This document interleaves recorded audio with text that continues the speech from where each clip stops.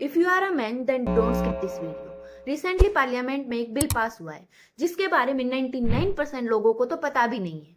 Recently Siya Ketan case के बाद Rajya Sabha MP doctor Ashok Kumar Mittal ने पार्लियामेंट में national commission for man bill introduce किया है। ये एक प्राइवेट मेंबर्स बिल है जिसका पर्पस है मैन के legal rights, welfares and grievances के लिए एक डेडिकेटेड कमीशन बनाना। अब सवाल ये है कि अब तक इंडिया में मेंस कमीशन क्यों नहीं था। इसका रीजन ये है कि हिस्टोरिकली वुमेन एंड चिल्ड्रन की कंडीशन बहुत ही ज्यादा खराब थी एज कम्पेयर टू मैन।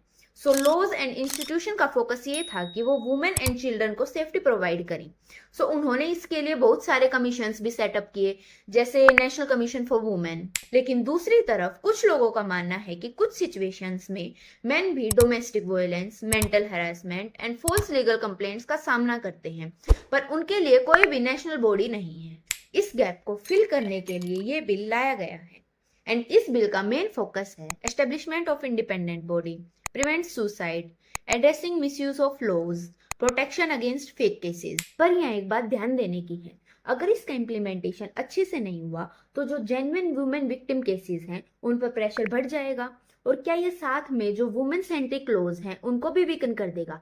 आपका क्या ओपिनियन है इस बात पे, मुझे कमेंट में बताओ। अभी तक तो ये सिर्फ एक बिल है, इसको लॉ बनने के लिए पार्लियामेंट के सभी स्टेजेस को पार करना होगा।